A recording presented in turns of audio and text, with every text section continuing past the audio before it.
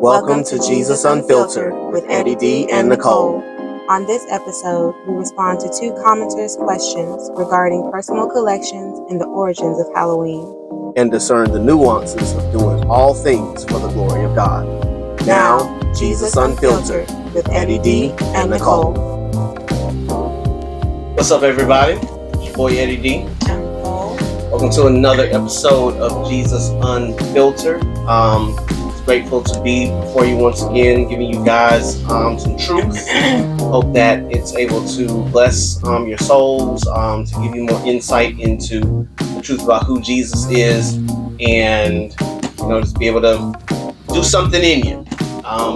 So grateful for this opportunity to be before you one more again, and hope that this does for you what it's doing for me. I'm super excited to be able to talk about this stuff today, and hope that you guys are as well. On the last couple of vids that we did, the couple clips that we did for the podcast, someone had messaged us through the comments on one of those clips, and the message says, I'm going to read it straight up. It says, random, but is it bad to have a Joker and like superhero stuff in your home, Halloween stuff, etc.? I don't know if I should throw this stuff out or not. This is coming from Jenny Jim 26 on TikTok. And that question, I created a video in response to it, and it then led to another person commenting. And I'm gonna go ahead and read the comment just to go ahead and get it out the way. As the person had said, Halloween itself is demonic. Superhero stuff is okay, in my opinion.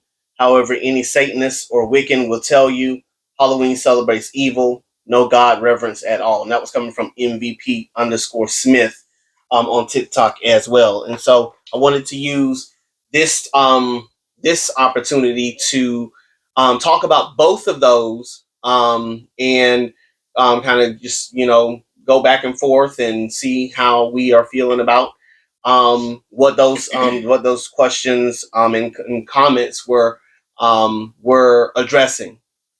So before I jump off, do you have anything that you want to say to the people or to me? I'm just ready to see where this is headed. See what the thoughts are. Okay. All right. So the first person's question, for me, I felt like she was referring to collections and collectibles. Mm-hmm. That she is an avid fan of collecting things related to Halloween. And so that's where I felt like the question was coming from. So in my response to that question, that was my answer. That anything that you're collecting, if you make collecting it more important than God, that's when it becomes a problem. And from that, I come out of Matthew chapter 6, verses 19 through 24, where it says, "Do not lay up for yourselves treasures on earth, where moth and rust destroy, and where thieves break in and steal. But lay up for yourselves treasures in heaven, where neither moth nor rust destroys, and where thieves do not break in and steal. For where your treasure is, there your heart will be also." And that's verses 19 through 21. I don't need to read the rest of it. And then coming out of Matthew chapter 13, verse 44, it says, "The kingdom of heaven is like treasure hidden in a field, which a man found and covered up. Then in his joy, he goes and sells all that he has and buys the field." And then Matthew chapter 19, starting at verse 16, says, "Behold, a man came up to him saying, 'Teacher, what good deed must I do to have eternal life?' And he said to him, 'Why do you ask me about what is good? There is only one who is good. If you would enter life, keep the commandments.' He said to him, 'Which ones?' And Jesus said, 'You should not murder, you should not commit adultery, you should not steal, you should not bear false witness, honor your mother and father, and you shall love your neighbor as yourself.' The young man said to him, 'All these I have kept. What do I still lack?' Jesus said to him, If you will be perfect, go, sell what you possess and give to the poor, and you will have treasure in heaven, and come and follow me. When the young man heard this, he went away sorrowful, for he had great possessions. And Jesus said to his disciples, truly I say to you, only with difficulty will a rich person enter the kingdom of heaven. And again, I tell you, it is easier for a camel to go through the eye of a needle than for a rich person to enter into heaven. So, so how I answered that question and how I thought about the question came from that perspective, that anything that we collect in this world has the potential to become God. Growing up, my first stepdad loved his new car. He loved it like it was his baby. It was his baby. He treated that car better than he treated us. I felt like we couldn't eat in that car. We couldn't drink in that car. We barely could sit in the car. You know, he was so terrified that we were going to mess his car up somehow that he wouldn't let us do anything in that car but sit and be quiet. He wouldn't let us touch the radio. He wouldn't let us change out CDs. He wouldn't let us do anything. He wouldn't let us sit in the front seat. Like he loved that car so much. He washed it religiously. He shined it religiously. He cleaned it out religiously. He put the stuff that I put on the car whenever it's got a lot of dust accumulating, that wax shine stuff. He put it on there every week. And so when we're sitting down on the leather, like it's sticky stuff on this seat. Like it is real bad. It stained our clothes. That's how bad it was. Like this man religiously cleaned this car. And because he loved this car so much, it was a pain to ride in the car. Like he worshiped that thing so much that he stopped caring about how comfortable we were in the car and was more worried about whether the car was going to last, you know, as long as he wanted it to. And so to that end, anything that we have, anything that we collect, it can become a God thing if in our collecting of it, we are neglecting our souls, neglecting our people, neglecting our responsibilities. So if you love Halloween and Halloween items like that, there's nothing wrong with collecting those things. No more than it is the collection of stuff that I have. Like I collected, you know, puzzles, particularly my Josephine Wall puzzles. But when I was big on the pandemic puzzle thingamajig, I collected a ton of those jokers, and that might have been some deity stuff going on there because I collected them more than I did them. I'm not gonna lie. But I collect little knickknacks. Like I got about 3 Rubik's cubes. Well, yeah, but I thought because the kids were wanting to play with mine, so I bought some for them, and they didn't want them once I gave it to them. Like they want yours. For what? To mess it up, and all I'm gonna do is put it back together. It's like Exactly. Wise. So anyway, I got my Marvel stuff over there. You know, I got my Infinity Gauntlets. I got my Black Panther. I got my puzzles. You know, I got all the movies. Now I got to go get the latest ones that have come out lately. But I got mugs. I collected pens at one point, clearly, because I got a whole bunch of pens I ain't never gonna use.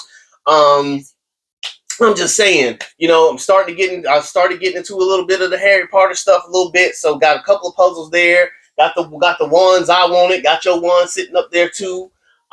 Exactly. And you know, and we games. So we collect games. We got cards. You know, Skip Bowl, Phase 10, playing cards. You know, Taboo. Like we are all avid fans. We're all avid fans of something. We collect music. You know, you go on your Spotify playlist and whatever music you like, it's a collection of music that you listen to. Movies, you collect movies that we want to watch. We can stream on the Hulu. The Hulus and Netflixes, those are collections. The playlists that we have are collections of things. We collect items, we collect cups, we collect mugs, we collect anything can become a collection of something. And there's nothing wrong with that. There's nothing wrong with collecting the things that you like. It only becomes a problem when the thing that you've collected is more important to you than God. And dare I say, and people probably gonna get mad at me for this, but it's okay. Even collecting things of God can become deep, can become worship, because even Jesus said to the Pharisees, "You search the scriptures as if salvation is in the scriptures, and you're neglecting the most important part of the scriptures, me." And so I got a collection of gospel-centered books. I devoured those things. But if I thought that my salvation came from those books, then even a collection of books and knowledge would be deity, be worshiping idolatry. That's the word. It's like, where is this word? Idolatrous. Because I would think that by my knowledge of the word, that's where my salvation is, because I know more than everybody else. I know more about the gospel than most people. It's like, no, all of that can rise to the level of deity. And in doing so, we can neglect our souls and neglect Christ in favor of the things that we're collecting. When we have to have something so badly that we're risking, our bills, we're risking the health and livelihoods of our families and friends, the health and livelihood of our churches, claiming that we don't have anything to give the churches, but we're steady giving to all these other places and things. Those are things that we have to think about. Like, you say you want to do more, can do more, but where's your money going?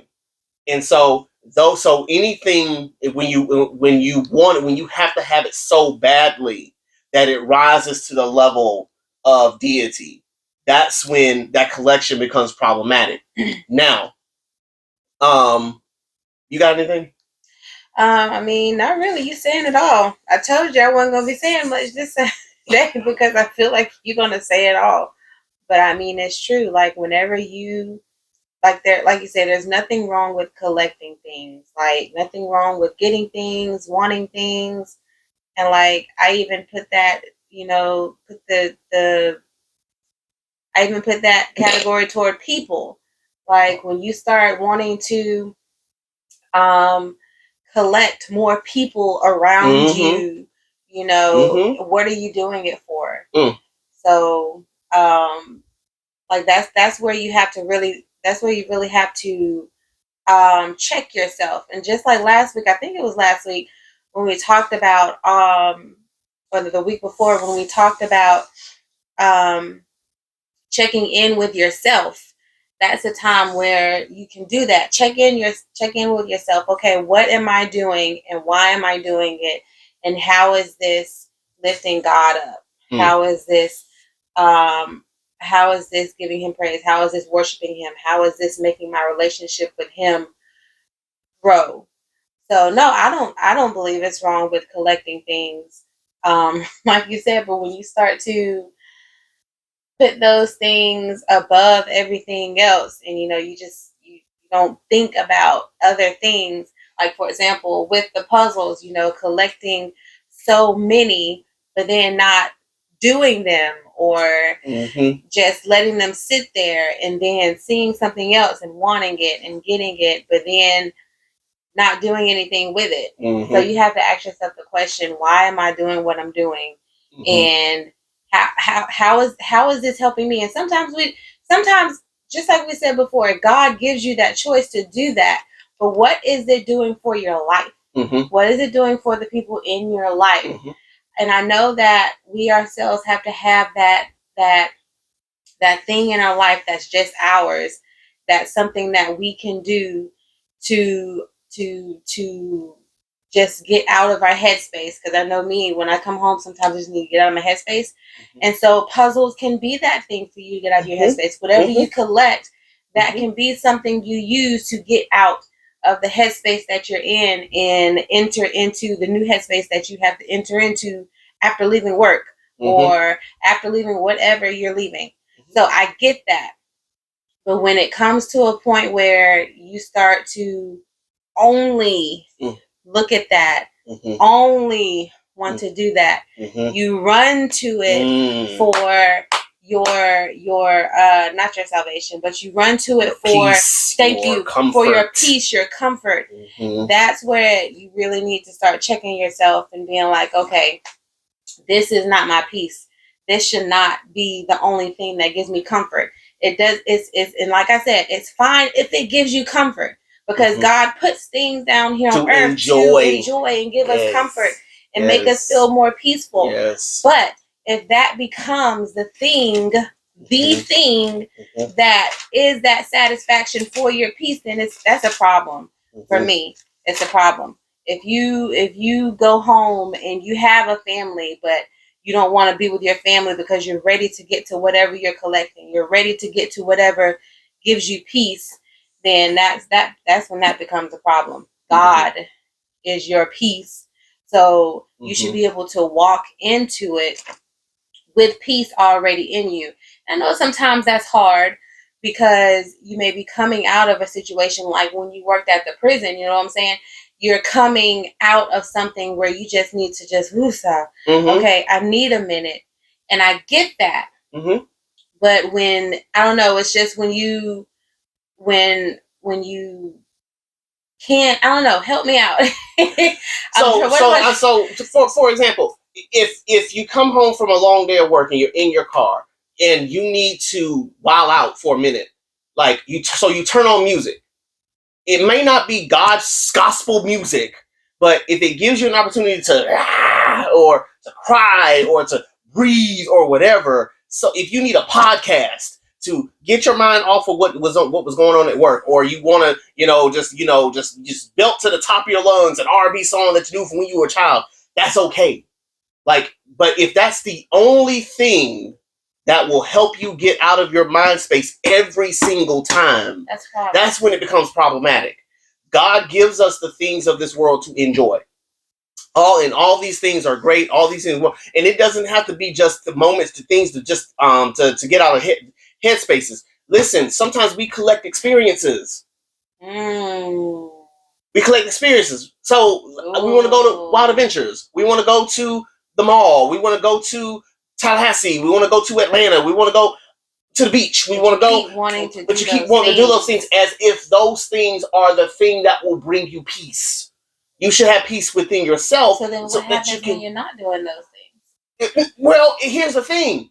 You can enjoy the peace that comes with doing those things. Like, there's nothing wrong with doing them. Yeah. But if those things become the sole source by which, so for the, we're planning our trip for Vegas now, right? If we are pure hell for the next 2 months until we get to Vegas, that's a problem. That's a really big problem, because what we're saying is going to Vegas is what's going to bring me peace. So for the next 2 months, I'm just going to be a pure ogre until I get on the plane and go to Vegas. That's a problem. And so for the next 2 months, I shouldn't be over here stomping and so mad and, oh my God, I can't wait till the summer. I can't wait till we get to Vegas. Because Vegas is not where peace is. Yeah, that's right. We're going to enjoy it. Oh, it's going to bring us so much fun and peace. But that's not the source of the peace. Jesus is our peace, and we should bring him wherever we go. Yeah. In times that we are stressed, we should bring Jesus into those spaces, even if it is that we're listening to R&B, or we're playing a video game, or we're playing games with the family, we're playing Just Dance, or we're doing Skip Bow, or whatever the case is, we're enjoying a meal together. Anytime that we're creating a moment with our people, or even creating a moment with ourselves, we should be taking the Lord with us in those spaces. So even the collection of something, just got to go back. Yeah, so even the collection of something, that's fun. Looking on Amazon, looking to see, what's the next thing that I want to buy that's a part of my collection or whatever. That's fun. And there's nothing wrong with that. But if I'm saying, God, my life sucks unless I have this. My life is never going to be the same unless I have this. I'm not going to be at peace until I have this. That's when it becomes a problem. That's when it becomes problematic. Like, I love all the puzzles that I got, but I was not driven to the point of madness where it's like, oh God, if I don't get this puzzle, something's going to be wrong with me. If I don't, buy this, then something's wrong. Like, I was never driven to that point, because regardless of whether I got the puzzle or didn't get the puzzle, I was still going to be at peace within myself. Like, did I want it? Heck yeah. Are they there? Absolutely. But I didn't need them to the point where I felt like I was a lost soul without it. Just like, again, you know, if Spotify wasn't acting right one day, like for some reason it went offline and I'm in my car, you know, and I can't listen to the song or the podcast or whatever that I want to listen to, am I going to be good enough to ride along the car to get home and be at peace and silence? I should be able to, because the music's not my peace. That is your piece. And I will say, with those collections, collecting them is fine, but also when you start, not just when you're thinking to yourself, oh my gosh, if I don't have these, then I am doomed. It's when you're thinking to yourself, oh, I can get these. But do you need them? That's the thing. Do you need it right now? When you start to, I think you've already said this, but when you start to place getting that over something else. Yeah, you did just say this. When you're deciding to get something that you're collecting over paying this bill, or when you're deciding to get something that you're collecting over what your kids may want, when you're deciding to get something that you're collecting over getting some food, man, so you're meaning to tell me that you'll deal with ramen noodles? Nothing's wrong with ramen noodles. Tear them up. You'll deal with ramen noodles when you go get a steak. So you're going to pick the collection over the steak. Now, those who don't like steak, it's just we're just using this as an example. It's just an example. But when you start to want those things more than something else that's needed, or that could go towards something better. You want your Gucci bag and you want your purses and your shoes, but your kids got holes in their shoes. You know, they've been needing clothes for months. They growing out the clothes they in, but you just gotta have this bag because you saw somebody on TikTok had this bag, and so now I gotta get this bag. Part of your collection. You're collecting bags, collecting shoes, collecting purses, collecting clothes. I just gotta have this, but we out here struggling. Like, that's when it becomes problematic in the collecting of it. Yeah. So there's that piece all by itself. Then you have where we're coming with her. She already has them. And now she's thinking she needs to get rid of them. Why? That would be my question. Boom. Why get rid of them? And so my answer to that is, you got to be led. You got to be led. What you going to do when you get rid of them? You going to get some, you going to sell them? Or you'll replace them with something else? Exactly. Like, what's going on in that space? Do you not like them anymore? Right. Why get rid of what you feel like? Are they reminding you of a past life that you lived? Or are they reminding you of something that you used to do? Or something, you know, that is like completely outside of the realm of God? Because again, and we'll get into this in a minute, you know, Halloween and all the things thereof, they're no different than Marvel or, you know, the collecting of things, collecting of items and all that stuff. Like, there's no difference in that regard. And so, again, what are you wanting to get rid of them for? Yeah. Like what's going on in your heart space and your head space that's compelling you to get rid of them? Yes. Because that's between you and God. Because everybody is different. Everybody has different preferences. Everybody likes different things. So, and everybody's walk with God is different. Yes. So, like, for example, and this is very different from what we're talking about, but it's just an example. Say somebody who was an addict, or who was, you get where I'm going. Yes. And so now you are a follower of Christ. And so you can't be around, and so you tell yourself you can't be around those things anymore.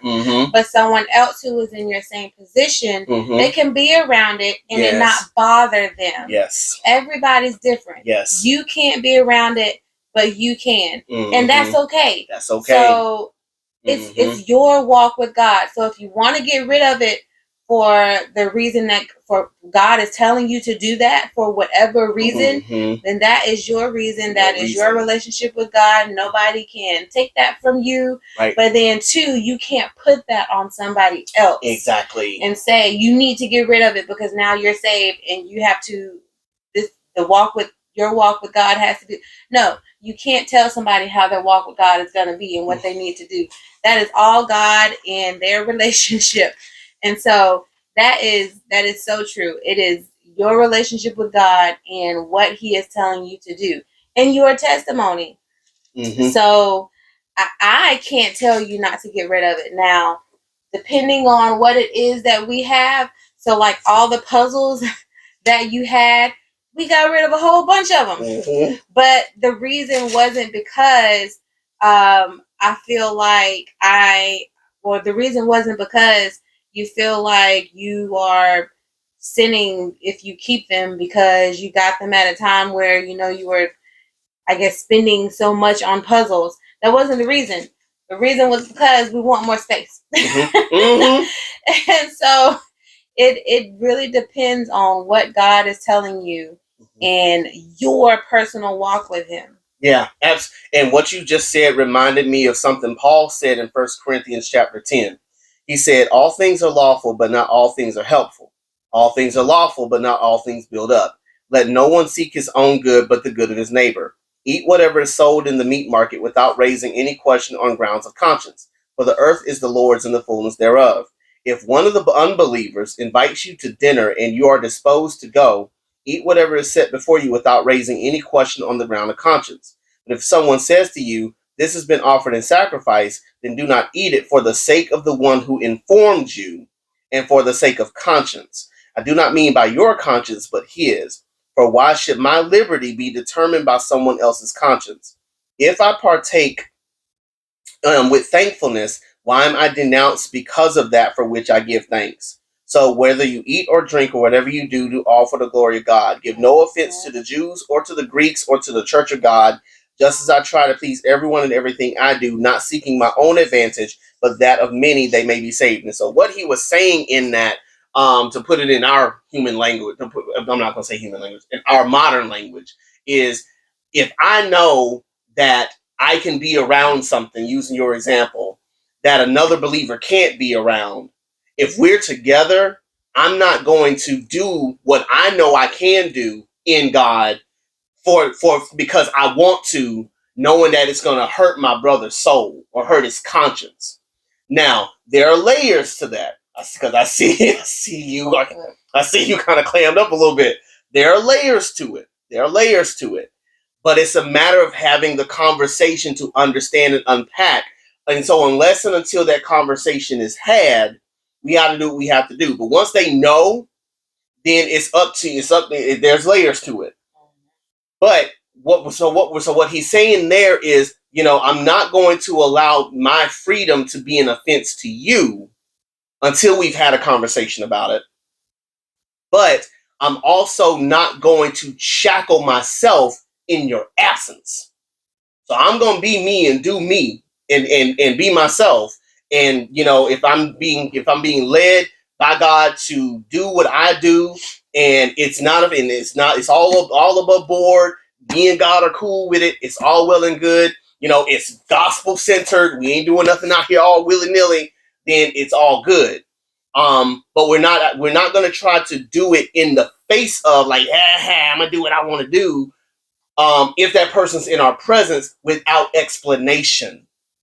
But again, when you said that, that's what it reminded me of. That just because it's offensive to one doesn't mean it's offensive to all. And for the one who is offended, they can't blanketly paint a broad brush saying no one should do it.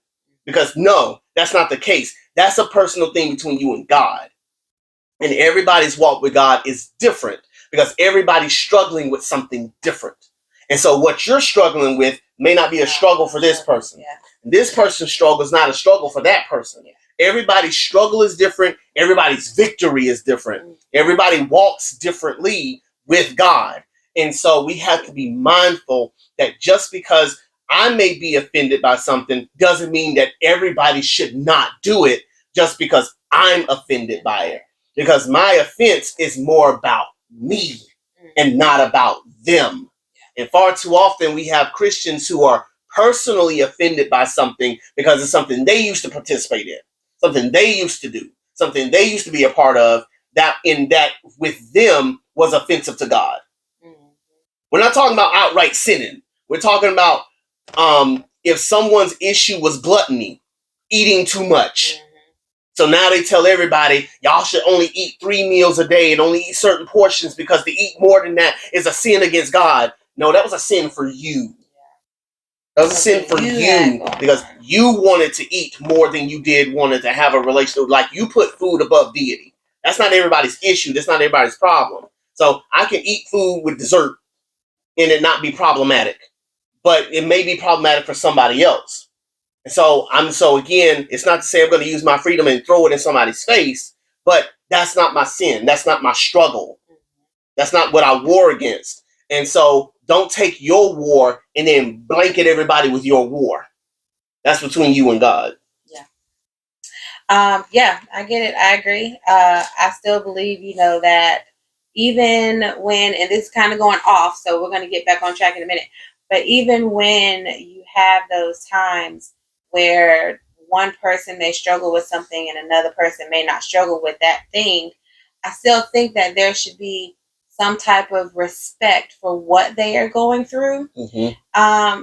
And so it reminded me of what you were listening to in the car, and we can talk about this later, but what you were listening to in the car, the guy's podcast, Tim Ross, The Basement, and talking about how he's not going to stop being himself around other people because other people have a problem with that. But I still think that there is a level of respect you should carry out with someone who has a problem with that. You get what I'm saying? Mm-hmm. Like, there should be, if you know somebody is offended by a certain type of music, like we were saying, mm-hmm. And they get and y'all are going somewhere, I think, there's other types of music out there. Okay, play something different.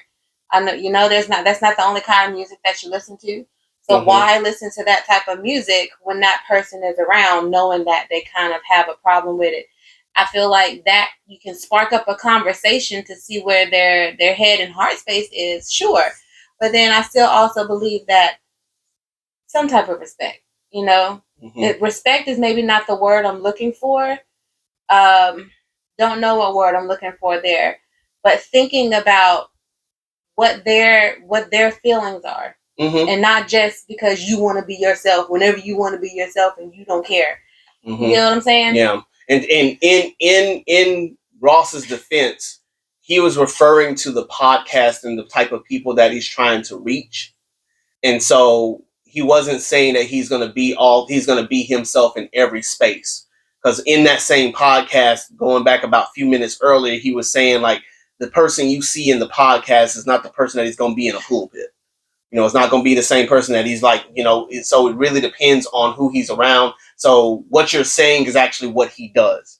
But I get what you're saying too, because sometimes we have those type of people who are like, I'm just going to be who I want to be. If you can't get with it, oh, well, I'm just going to do me and be who I want to be. And so, so that we have to be mindful of and careful about as well, because we do want to be respectful to whoever we're around. And in doing so, be mindful of the fact that some people may take offense to some things that we do or some things that we are. But, at the end of the day, trying our hardest to be mindful of that while still being true. Yeah, because you can't change everybody. And you don't want to change yourself to the point where you start to lose yourself because of what other people's preferences are. I get that. Mm-hmm. And so I feel like that during those times, it's a great opportunity to spark up a conversation. Mm-hmm. And so that's where I'm coming from with that. But to bring it back around about Halloween and what we're talking about, because I kind of went off because that's what that made me think about when you went there. No. I mean, so we're about to take it there now. Yeah. So I guess my thing is, you can't please everybody. There are a lot of Christians out there who don't agree with other Christians participating or anybody participating in Halloween activities. Mm-hmm. Why? Yeah. So going back to the second person's comment, the second person had said, Halloween itself is demonic. Superhero stuff is okay in my opinion. However, any Satanist or Wiccan will tell you Halloween celebrates evil, no God reference at all. So I said back, all holidays can be demonic, and this is something I got to work on with myself, because in that moment I did, in the end of the conversation, what I should have done at the start. Because I don't want to become that person who goes into these comments going in on folk. So I'm trying Why to. not? Well, for me, the thing is, I've been in those wars before, and they never go in the right direction. Yeah. Because it just becomes about defending turf. And I'm the type of person who I'd rather talk to you on the phone. I'd rather talk to you voice to voice than to talk to you like this, because, in spaces like these, people, they already have their opinion and they're cemented in it, right? And so you're not going to change nobody's mind. They already have it where they want to be. And so to get on these forums and to get in these chat rooms and to get on these comments with people, I don't want to get involved in that. So I'm working on myself to step out of that frame, and to, like we did with which I'm going to the end of it, just tell them, come holler at us, come watch our next podcast. We might address it, and if we do, listen to what we have to say, and then feel free to comment as you will. Because at this point, I can't say what I want to say. I ain't got time to say what I got to say. I got a full job. I'm doing this podcast stuff. I got, babies. The babies got needs. You got needs. I got needs. Everybody got needs, and we out here trying to get these needs met. And so, I ain't got time. I'm just all the above. And so anyway, so I said all holidays can be demonic. And then she said, no, all American holidays have pagan origins, but share with a God story, Jesus' birth and death. Halloween is made solely for Satan. God is not okay with. That's where I want to know where that comes from. Where does that information come from? That Halloween is made solely for Satan. And so I don't know where they got that from. I'm pretty sure somebody. So here's what I think happened. Okay.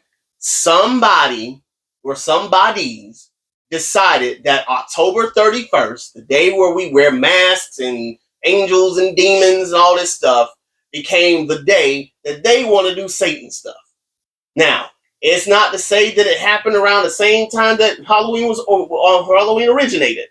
It might have happened here in America in 1887. This is why I'm always saying we don't go far back enough in our own history to figure out where the stuff comes from. So someone probably did, in the Wiccan or in the satanic worship, decide we're going to celebrate stuff on October 31st. That was in 1945. Even though Halloween was established back in 15 something another, right? So with that, I'm going to read the origins of Halloween. Come on, you got one job, man, one job. So this is coming off of history.com, and I'm going to read up to the point where it talks about it moving to America. Halloween's origins date back to the ancient Celtic festival of Samhain. The Celts, who lived 2,000 years ago, so this is back when Jesus was born. This is back when Jesus was born. In mostly France and the United Kingdom. Jesus is in Middle East. They're over there in France and England. They're around us at the same time. So let's put that out there. So again, this whole idea of Wiccan and all that stuff, Wiccans were not born during this time frame. Okay? So this whole idea that Halloween was started with the Wiccans, no. It didn't have that, no. So anyway, the Celts, who lived 2,000 years ago, mostly in the area that's now Ireland, United Kingdom, North France, celebrated their new year on November 1st. This day marked the end of the summer and the harvest and the beginning of the dark, cold winter, a time that was often associated with human death because it's so doggone cold. The Celts believed that on the night before the new year, the boundary between the worlds of the living and the dead became blurred. On the night of October 31st, they celebrated Samhain, when it was believed that the ghost of the dead returned to the earth. In addition to causing trouble and damaging crops, Celts thought that the presence of otherworldly spirits made it easier for the Druids, or Celtic priests, to make predictions about the future. For a people entirely dependent on the volatile natural world, these prophecies were an important source of comfort during the long, dark winter. To commemorate the event, Druids built huge sacred bonfires where the people gathered to burn crops and animals and sacrifices to Celtic deities. During the celebration, the Celts wore costumes, typically consisting of animal heads and skins, and attempted to tell each other's fortunes. When the celebration was over, they relit their hearth fires, which they had extinguished earlier that evening, from the sacred bonfire to help protect them during the coming winter. By AD 43, the Roman Empire had conquered the majority of the Celtic territories. In the course of the 400 years that they ruled the Celtic lands, two festivals of Roman origin were combined with the traditional Celtic celebration of Samhain. The first was Feralia, a day in late October when the Romans traditionally commemorated the passing of the dead. The second was a day to honor Pomona, the Roman goddess of fruit and trees. The symbol of Pomona is the apple, and the incorporation of this celebration in the Samhain probably explains the tradition of bobbing for apples that is practiced today on Halloween. On May 13, AD 609, Pope Boniface IV dedicated the Pantheon in Rome in honor of all Christian martyrs, and the Catholic feast of All Martyrs' Day was established in the Western culture. Pope Gregory III later expanded the festival to include all saints as well as all martyrs, and moved the observance from May 13th to November 1st. By the 9th century, the influence of Christianity had spread into Celtic lands, where it gradually blended with and supplanted older Celtic rites. In AD 1000, the Church made November 2nd All Souls' Day, a day to honor the dead. It's widely believed today that the Church was attempting to replace the Celtic Festival of the Dead with a related Church-sanctioned holiday. All Souls' Day was celebrated similarly to Samhain, with big bonfires, parades, and dressing up in costumes as saints, angels, and devils. The All Saints' Day celebration was also called All Hallows or All Hallowmas from the Middle English. And the night before it, the traditional night of Samhain in the Celtic religion began to be called All Hallows Eve and eventually Halloween. The celebration of Halloween was extremely limited in the colonial New England because of the rigid Protestant belief systems there. Halloween was much more common in Maryland and the southern colonies. As the beliefs and customs of different European ethnic groups and American Indians meshed, a distinctly American version of Halloween began to emerge. The first celebrations included play parties, which were public events held to celebrate the harvest. The neighbors would share stories of the dead, tell each other's fortunes, dance, and sing. Colonial Halloween festivities also featured the telling of ghost stories and mischief-making of all kinds. By the middle of the 19th century, annual autumn festivities were common, but Halloween was not yet celebrated everywhere in the country. And so it goes on to talk about how in Halloween here in America started wearing the mask and the costumes and going around the houses saying trick or treat and, collecting candy, having parties, and having a good old time in celebration of nothing, but having a good old time because they stripped all the God stuff out of it and just decided, let's just make it one big old party on October 31st. So that's what Halloween is. Right. Do you have anything before I go? Keep going, baby. So Halloween is not satanic. Halloween does have pagan origins. I will give it that. Because the Celts clearly were not Christians. They were clearly not followers of Jesus. They were Druids. And because they were Druids believed in mages and in witches and warlocks and all that kind of stuff. And they had a whole bunch of gods, the whole thing going on there. So it does have pagan origins. But their intent was not to be demon worshippers. Their intent was to honor their dead and to wish themselves a good year, just like we do with New Year's. That was the mark of their new year. The harvest had come in. They've gotten everything they gathered for the harvest. The winter is coming. That's a Game of Thrones reference. Winter is coming. And so for them, even though they had their spiritual things that they were doing that we call paganistic, at the same time, it wasn't a worship of demons. It wasn't a worship of devils. It was a desire for a new year to roll in and for them to be favored because the winters were harsh in England. The winters were harsh in the United Kingdom. They were harsh in France. And so they were hoping for a good year, recognizing that probably about a quarter of us are going to die because it's going to be cold. And it's going to be real cold. And we ain't got no blankets and heaters, because it's 2,000 years ago. You know what I'm saying? So ain't no electricity. Ain't no running water like that.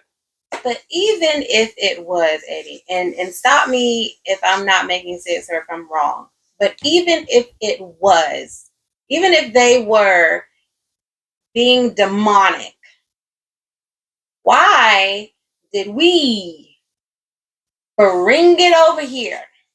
Thank you. Or what? If it was so demonic, why would we go and take that and try to change what it is? We are not God. Americans, y'all, we're not God. So why take it? Isn't that the same thing with TikTok? Sorry. Why do we take things from people and then wrap them up in Christianese? I was about to say something else. And then witch about it when it's been brought over from someplace else. Because here it is. They were minding their business. Minding their business. Nobody, the Roman Empire, wanting to be Rome, came and took them over. Saw they were celebrating Samhain and said, "Ooh, that sounds like fun. Hey, let's bring our own stuff. Let's mix it together." No, they can't come up with their own stuff. They come up with their own stuff. No, they had their own things. The Romans had their own things that they celebrated around the same time. They saw Samhain and said, "Ooh, that's interesting. Let's mix it together." Why? Why? Oh my God! So they mix it together. Let people have anything. I gotta take it one step further because that ain't the whole story. They mixed it together, right? So now they got Samhain, they got Feralia, and they have Pomona all wrapped in together as a major holiday weekend. So now October 31st, November 1st, and November 2nd. It's always a 3-day party. Yay! Now the Christians come. Thank you. The Christians come. They see that this is this is demonic, this is satanic, we shouldn't be doing this. Why not leave it alone then? Why not leave it alone?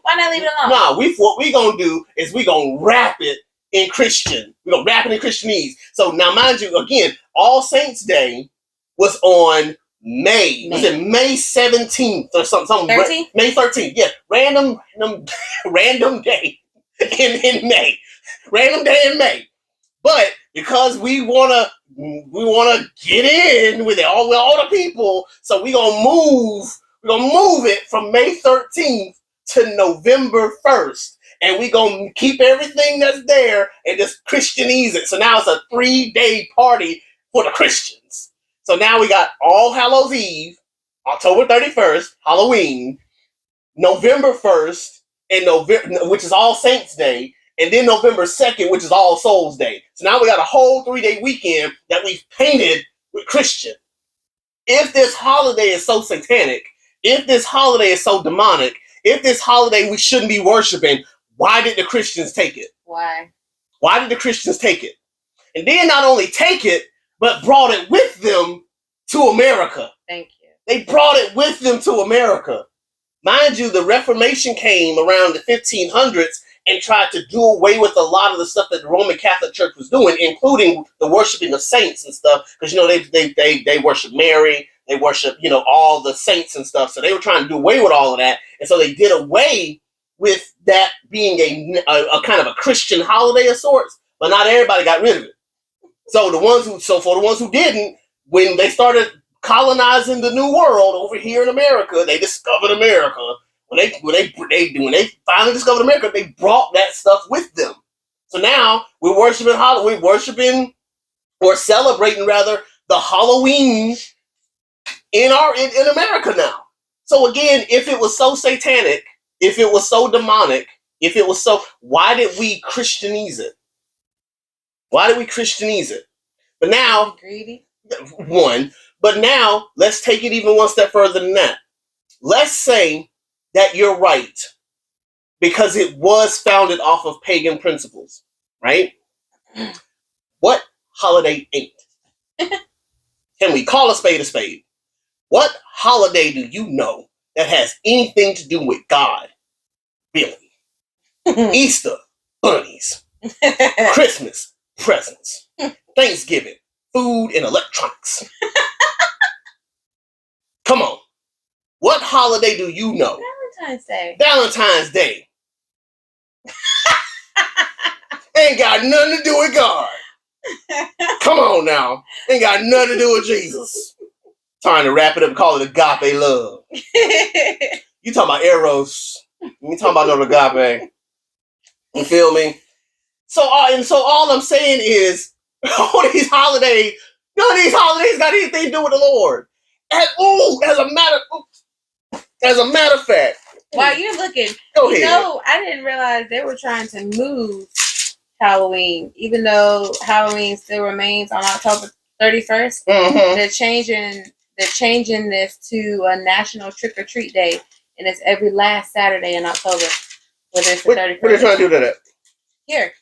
Where is here? America? In 2019, this popular movement started the creation of National Trick or Treat Day on the last Saturday of October. However, Halloween remains on October 31st, and how communities celebrate the new Trick or Treat Day, if at all, depends on local organizers.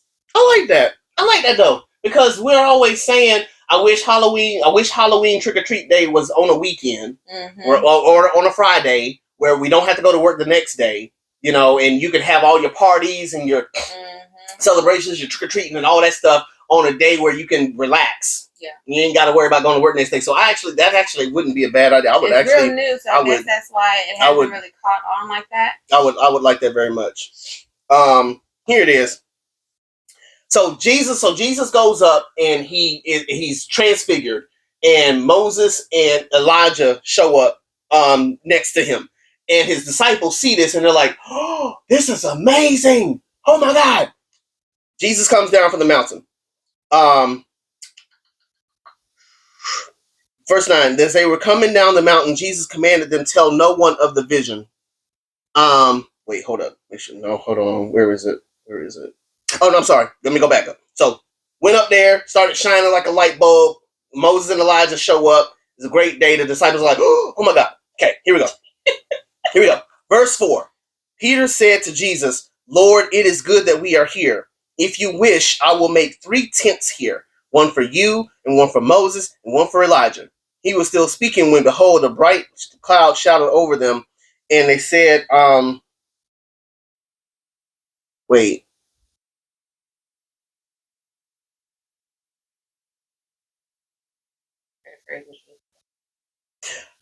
I'm going to find it. Because what I'm looking for is Jesus told them that it wasn't good for them to do that. It wasn't good for them to do that. Because he was saying, we don't need you to commemorate what happened here. He was saying that, all holidays do, they mark things, but at the end of the day, holidays do no good for the soul, in that people end up worshiping the holiday and what happened rather than me. I feel like it was during the transfiguration. Maybe it's not in Matthew's version of it. Maybe it's in John's. I'm not sure. But that's the point, that the holidays themselves, like we're going back to traditions, yep, which are marked there. Like, we spend so much time wanting to keep the traditions of our holidays that we forget the reason that the holiday exists. Exactly. Martin Luther King Day, for example. The vast majority of people who take holidays on Martin Luther King Day ain't celebrating Martin Luther King. Let me tell you what they're doing. In the bed. Barbecuing. Yep. Watching the basketball games, because that's what I do every year. There be games on from morning to night, and I'm watching every last one of them. So it ain't even about Martin Luther King. We ain't lifting their voice and singing. There might be some program somewhere that 5 people show up for. We don't celebrate Martin Luther King Day to think about Martin Luther King. We don't. The 4th of July. We're not really celebrating America. Some people might, but others are just barbecuing, watching TV, waiting for fireworks. Nobody's saying happy birthday, America. I'm saying all that to say, even Christmas now has become completely commercialized.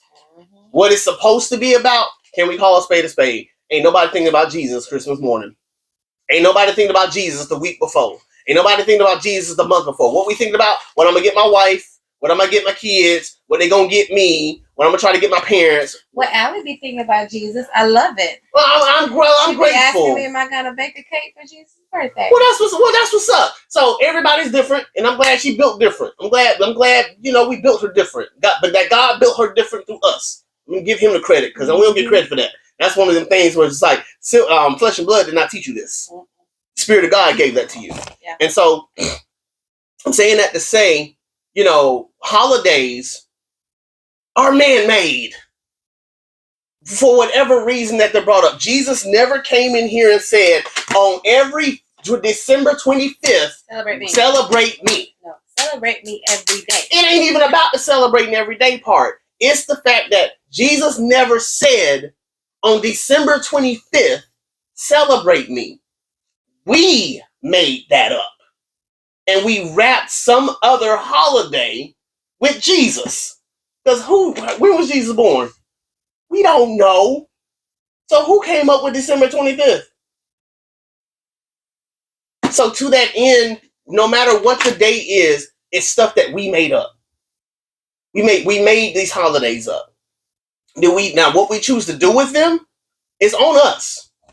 But the holidays were not meant to be a means of which, I hope the mic don't pick that up. We sit around and act like these holidays are satanic or that these holidays are, godly. They're all man-made. Every last one of them. What we choose to do with them is up to us. But all of them are man-made. Because nowhere in here did God ever say, on this day, commemorate me. That's why I said I was trying to look for the transfiguration thing, because they were trying to make monuments for Christ and for Moses and Elijah. It's like, no, don't make no monument for me. That's not the point. I didn't go up there to be celebrated. That's not the end game. Making 3 tents is not going to do anything. All it's going to do is moth and rust going to corrupt and destroy the stuff. So don't even worry about that.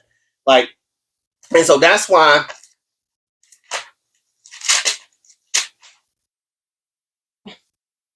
Colossians chapter 2, verse 16, therefore let no one pass judgment on you in questions of food and drink, or with regard to a festival or a new moon or a Sabbath. These are a shadow of the things to come, but the substance belongs to Christ. So now in that, he's trying to tell people, stop worrying about all these signs and wonders and things as if those things are like the miracles are what you should be looking for.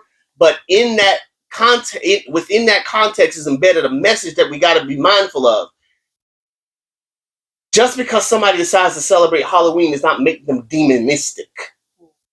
No more than someone celebrating Christmas is godly. Just because somebody decides to put a Christmas tree in their house does not make them demonic. No more than someone going to church on Easter makes them godly. Holidays are just holidays. Special days are special days, but none of them are the substance. They're all shadows. Shadows of the one who's coming. And if we have the Spirit of God dwelling within us, we can see Christ in everything. Even in something in Halloween.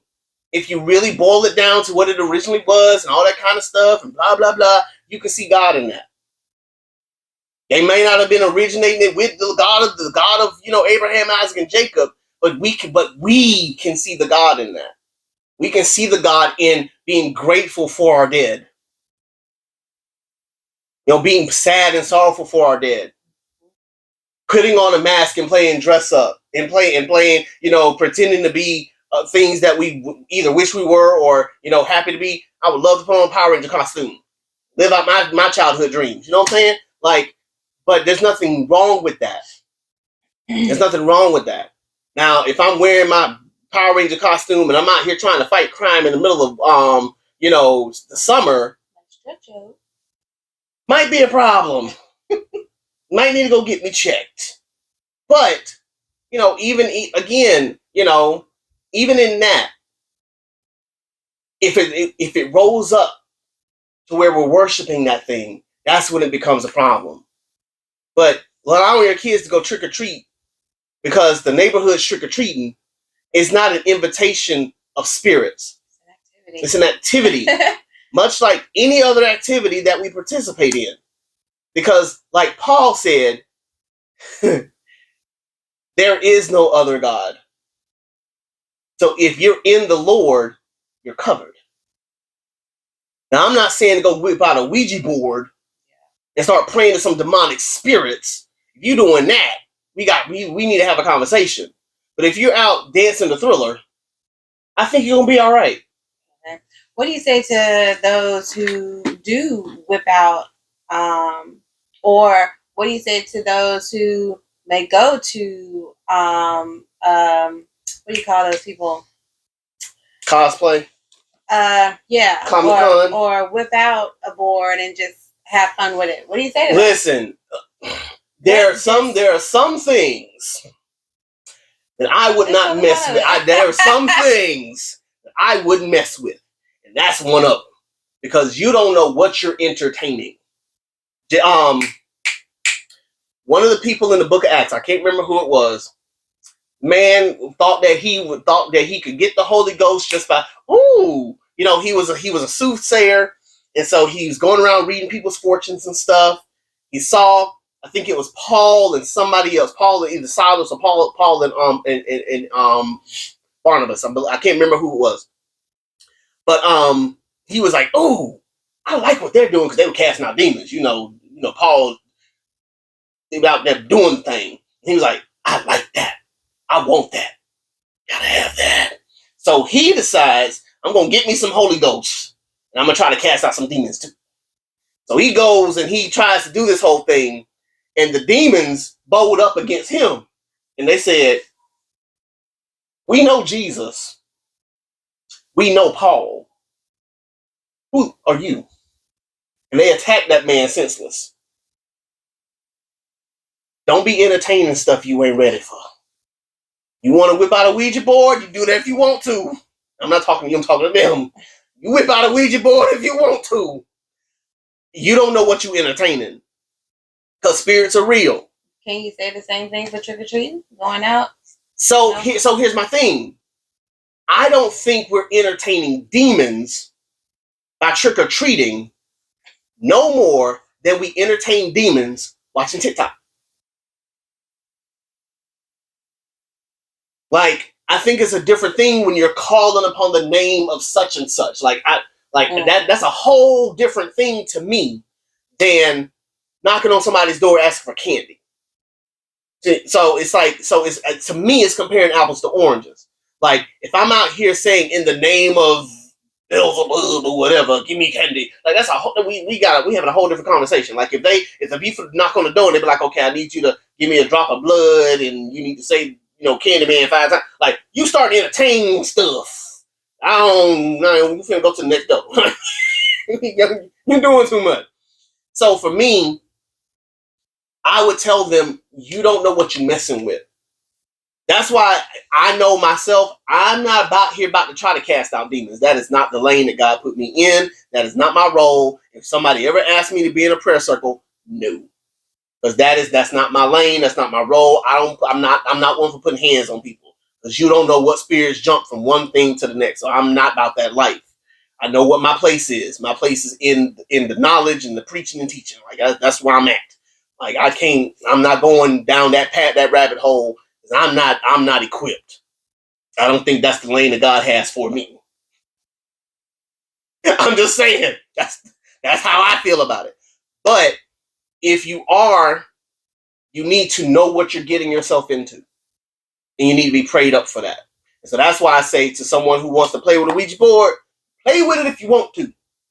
Don't know what you entertain, because there's some serious stuff out there. New Orleans is real. Voodoo is real. Hoodoo is real. They say it's rooted in, they want to say that it's rooted in God, but they ripped out some scriptures and made it their thing. You know what you entertaining and what you messing with. So that stuff alone. But yeah. That's all I got. Oh, you got? Yeah. Okay. Well, I hope that answered the questions and fulfilled what I believe is what the gospel has to say about those things. Like I said, when it comes to collections, go to God. If God is compelling you to get rid of your collections, do what you got to do. You know, don't look to the left, don't look to the right, look to Jesus. And don't let people sway you. Don't even let me sway you. You know, if I got my collections, but God ain't said nothing to me about my collections. So that's why they ain't going nowhere. If they go is because I want them to go. God ain't saying, oh my God, you got shrines. Like, he ain't said that to me. But if he's saying that to you, then you gotta do what you gotta do. Don't say, well, you know, Jesus Unfiltered said I'd keep my stuff. No, I didn't. I said go to God and let him tell you what to do with that stuff. Because if that stuff is not pleasing in his sight for you, he's trying to do something in you, and you got to move that stuff out for him to get to you. That's why the rich young ruler story is so powerful for me, because for him, it was about his stuff. That stuff was in his way. He thought to get to the kingdom, all he had to do was some deeds. That's why he asked God straight up, what good deeds do I need to do? And he was like, I do them all, Jesus. So what's left? Sell your stuff. Now that he got at where his heart's at. Again, as an aside, don't use that text to tell people they need to be poor. That is not what that text is trying to say. That text is talking about people's hearts. Don't be out here telling people rich people ain't going to heaven. There's plenty of rich people going to heaven. Just ask one of Paul's partners, one of the richest women on earth at that time, the seller. She was the seller of purple, and purple at that time was it's a textile, like a linen, like silk. And if you were a seller of that stuff, oh, you were bank. You were making bank, because that's what all the kings and the queens were wearing. And so she was a seller of purple. She didn't give up her job. She was still selling purple and following Christ. So don't use that as a means to try to say Jesus wants us to be poor. No, Jesus don't want us to be poor. He don't want our stuff to go above him. You can be rich and worship God faithfully. It's what you do with what he gives you. That's why I said, God, if you don't want to bless me with 2 million, more than happy. But not if it's going to make me not worship you. You know, I was listening can't remember what I was listening to.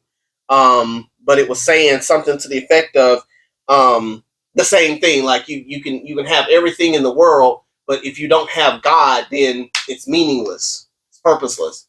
And so that's why it's so important to me. Because again, we look at the landscape of our lives. What are we collecting? That's making us not like Christ. That's making us not like him, and what's making us forget him and forsake him for the stuff. And secondly, you know, holidays are holidays. And man made those things. God didn't make them. You know, there are days that he set aside in the Old Testament for his people, for the Israelite nation. But when Christ came, he did away with a lot of that stuff. Most of that stuff. And so it's not to say that we can't celebrate holidays, but are we celebrating them with Jesus in mind, in a sense that are we glorifying God through the celebration of whatever? Because even a birthday, I was just thinking that. Even a birthday can be celebrated in a way that doesn't glorify God. Exactly. You feel me? So an anniversary can be celebrated in a way that doesn't glorify God. So whatever the day is, whatever the special day is, a Thursday can be celebrated in a way that doesn't. Every Friday, when people get off their jobs, there's a lot of people who do not celebrate Friday in a way that glorifies God. Okay? So, saying all that to say, Halloween is not satanic. Christmas can be satanic. That way. You can make it that way. So you got to be convicted by God on how to celebrate that day. How are you going to commemorate it? And if you are convicted in your heart not to do it, then don't do it. But don't paint a broad brush on everybody, because everybody ain't like you. And everybody doesn't have that the same, isn't convicted by God for the same reason. Exactly. You're convicted by that for whatever reason you're convicted by it. So be it. But don't try to judge everybody else and call everybody else demon worshipers because they decide they want to celebrate Halloween. Like, I'm gonna go get my costume. I might do my Black Panther one last time. I ain't done it yet. I said I'm gonna do it one more time, then I might throw it away. And so hey. But again, saying all that to say, that's that on. Okay. Well. All right. Well, thank y'all so much for listening, for watching. We appreciate y'all so much. We want to thank y'all for your follows. Thank you for your likes. And just thank you for listening to, our podcast. Again, whoever we're reaching, both now and in the future, we are just appreciative of you taking the time to listen to us. And we hope that this has been helpful for you to see Jesus in if not a different light, just in a true light. Because that's all we want to do is just give people truth. We want to give people Jesus, and we want to give them Jesus real. I promise I'm going to stop talking. Listening to Tim Ross earlier today, he said what I'm hoping this podcast will be. Because he said that there are a lot of people whose first time being introduced to Jesus resulted in a lot of church hurt that then caused them to not believe in him again. And so I'm hoping that if whether this is your first time or not being introduced to Jesus, that this gives you a better picture of him. So that way you can get to know the real Jesus and not the Jesus that you met from all these other folk who were not giving you the real. Because I would hope that the experience that we've had, no one else will ever have, but I'd be a fool to think that that's reality. Some people are going to run into some really bad theology, some really bad church, some really bad church leaders, and it's going to cause them to think that this is how Jesus is. And like we said a few podcasts ago, Jesus, if he were here right now, would tear a bunch of churches upside down, because that's just not what he meant when he did all that he did for us 2,000 years ago. And so again, my hope and expectation is that if this is a first time or reintroduction, that we're giving you a real picture of who Jesus is, so that way you can get to know the real him and then make up your mind. And ask questions. Yes. Don't forget to ask questions. Yes. Like, don't be afraid to ask questions, because I know that a lot of church hurt comes from people telling you, do what I say, or no, it is this way, or why are you asking that? Or you don't ask questions like that. You just do it. But no, you ask questions. No. Because your soul depends on what you know. I mean, so ask questions. Don't be naive willingly. Ask questions. Yeah. It always amazes me, or scares me, frightens me, how many people have been hurt because they did. Yeah. How dare you question? That scares me. Yeah. Because again, just going back to scripture, how many people in scripture question God? Exactly. How many people in scriptures did that? The Psalms alone. But now I go even further. Moses question. Abraham question. Isaac question. Jacob question. Dog it. Adam and Eve question. Jesus question. If this cup pass from me, can it please? Can it pass? Can somebody else take this? Lord, is there another way? Like, dude, so even Jesus had his moments, and that's okay. That's okay. And what that shows us is that even though Jesus had all power, he was still under submission to God. Yes. He was still under submission to God. And even he himself said, I don't know when the end's coming. So I'm just like, y'all, wait, when, Lord? When you sending me down there? When is Armageddon coming? Me and the horses are ready. When are we going? When can I finally say I am and get rid of all the evil? I've been sitting on G, and God's like, not yet. I'll let you know when I am. Okay. Because, he ain't like us. Fine. Like, okay. So again, there's so many questions that we have. Don't be afraid to ask. And if you're not getting them from the place that you're at, God bless them. Keep asking. Find somebody. And hopefully this podcast can be one of the places that you can go where you can get your questions answered, or find answers to questions that you may have had and didn't know you had them until you listened to us. So, all right, I'm done for real. I'm going to let y'all go. Thank y'all again so much. And I hope you guys have a wonderful rest of your day, week, weekend, whatever. And as always, can't see the good. Peace out, homies.